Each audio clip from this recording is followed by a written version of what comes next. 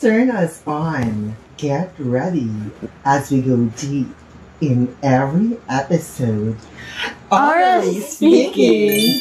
Welcome back. In this episode, we'll talk about all things oral. Wait lang. So, syempre, atong topic karon is oral. All about oral. Oral media, audio media and information and media, and all of the above. So, kabalo. So, for your information, so oral is equivalent to sound. So, sound, or mali ilang ko. Tama. Correct me if I'm wrong. Sige. So, sound is, for science, it's the wave that moves in the, out of the air. vacuum. And basta sound is the everything you hear. It also means silence and such. Sample data sound. So,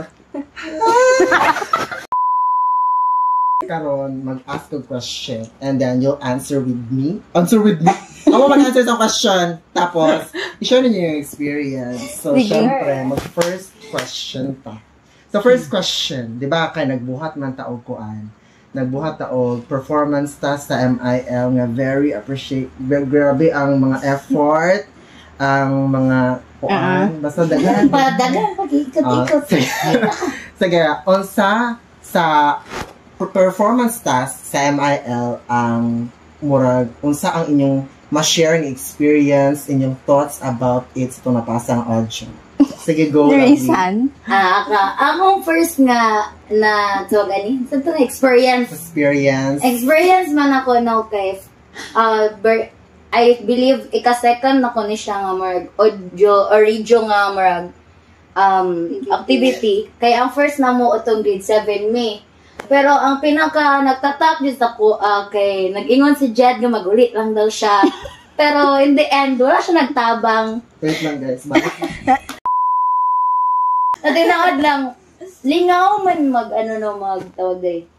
Maghimo og mga activities nga related pod sa audio or oral media kay especially nowadays mas feeling na ko mas naga-focus na ta ang atong generation sa social media which hindi na ta kaayo paminaw sa radio. I-compare na to sa mga older generation, so I think kato siya, ako ang ma-share nga dapat ma-try pod siya sa ato ang mga younger generations pod.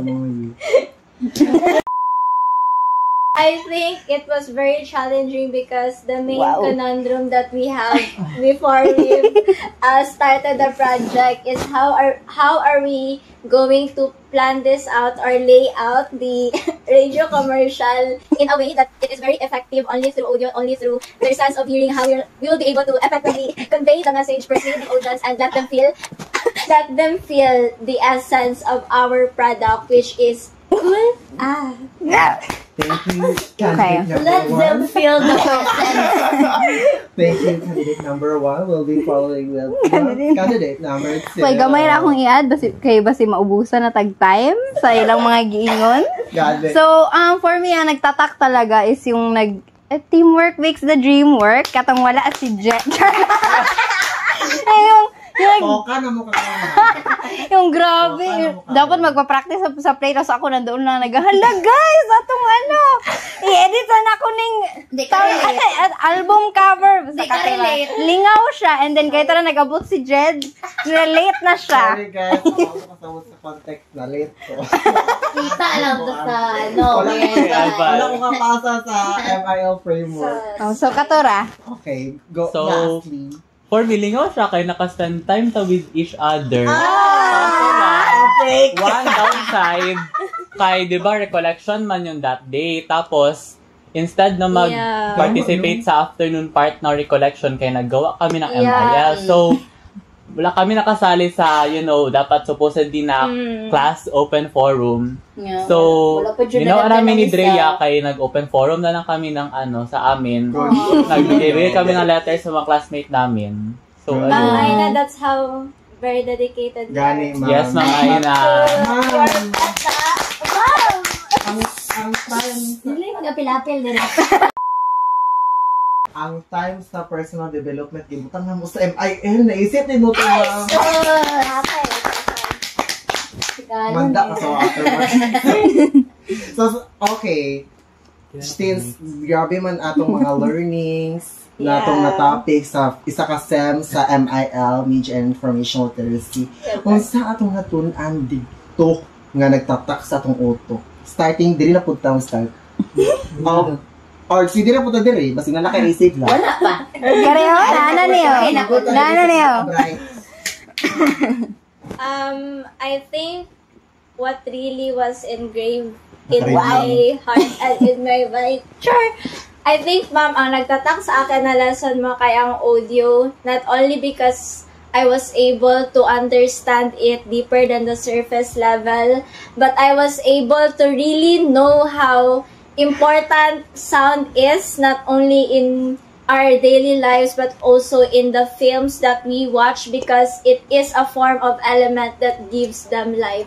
And that's what makes it beautiful. Okay, so now. Okay, ako. Pang Miss Universe na to. Okay na. So, I agree with Andrea na sound is really important sa ating life.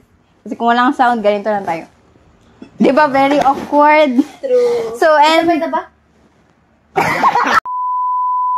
kung walang oral media and information na tinuro sa atin, hindi ko alam kung ano ang AAC, which is Advanced Audio Coding. And we owe you that, Ma'am Aina. Yes, Ma'am Aina na isip-sip diri. Okay, magawa ng 1 point ang direct to the card, no? Pinsa na po. Pinsa sa inyong Sige, for me, lesson, di ba, nagtatak? Yes. For me, sa akin, lahat nagtatak talaga. Kasi, si Ma'am Aina kasi nagturo. So, yeah, I love Ma'am Aina talaga. Kaya nagtatak lahat ng lessons niya sa akin. Yun lang. Grabe ko. Lesson jud ba sa langanin ang grado? So, for me, nagtatag dyan kay kaniya ang isa sa mga activities or mga lessons nga naka-engage po ko sa ako ang mga peers. Nakatabang ko sa pag-edit, sa paghimo sa idea. So that's it, guys. Guys, ayun na may kikulang na Muna outside. ang time. I-black screen na. This is Orally Speaking.